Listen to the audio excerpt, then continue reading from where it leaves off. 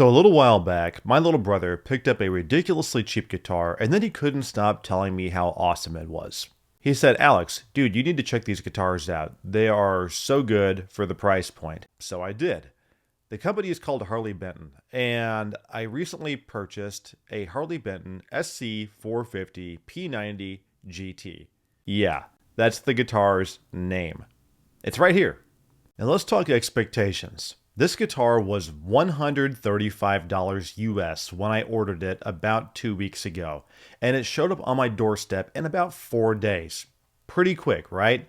Now for that price point, I didn't expect it to be even remotely playable. That price, $135, places it squarely in the realm of entry-level Squiers and Epiphones, right? And I'm sure we've all had experiences with guitars in that price range before, right? Generally speaking, they can be a bit of a letdown, right? So, how did this guitar deliver? Well, let's take a look at it. We're going to talk about the good, the bad, the ugly, and there's a little bit of each of those things, so let's check it out. So here is the Harley Benton SC450 P90 GT. GT obviously stands for Gold Top, and P90, well, stands for P90. Let's talk about the finish. So the Gold Top finish is actually fairly pleasing to look at. It's got a nice gold metallic flake, and I didn't spot any obvious flaws in the finish on the top of the guitar. That being said, there are a couple of small paint issues. The binding, obviously, not real binding, it's painted on. And over here, where in the horn, or near the horn, where the binding meets the neck joint, you can see that it terminates a little earlier than it should.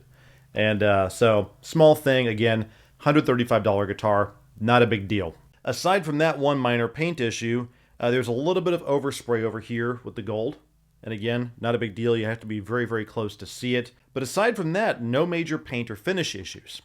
Now, the inlays are all actually very well done. Headstock inlay looks good. All the inlays up and in the neck also look good. And the fretwork is very, very well done as far as the fret ends are concerned. There are no sharp, pokey bits slicing my finger as I run my fingers up and down the neck. Now, the other part of the fretwork that needs some help is the tops of the frets. These frets are scratchy. So if you buy one of these guitars, be prepared to get some 4/0 steel wool and a fret guard and go across the top of these and polish them up, get them nice and smooth. Now let's talk about one of the few gripes that I actually have with this guitar.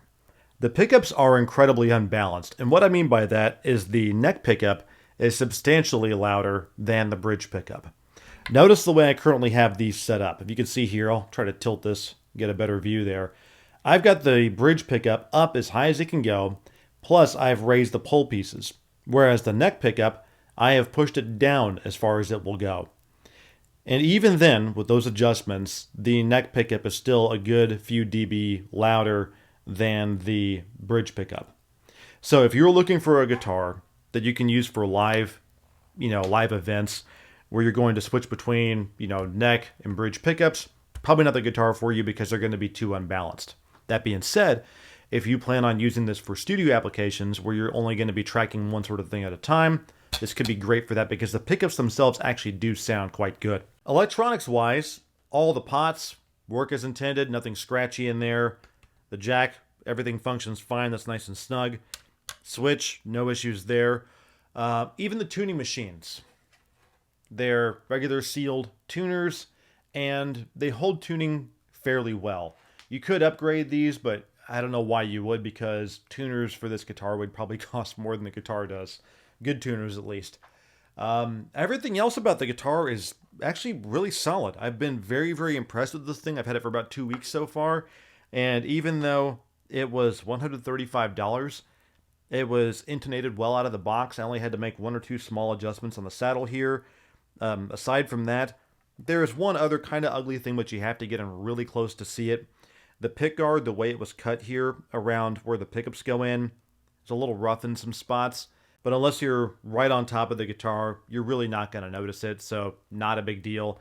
And again, you have to kind of keep in mind this guitar was $135. I keep saying that because it's hard to believe from looking at it and playing it that it was that cheap. So anyhow, you're probably wondering what this thing sounds like, so I'm going to shut up, put a video on that I did recently with this guitar where all the guitar parts were tracked with this. So check it out, enjoy. I hope you found this useful.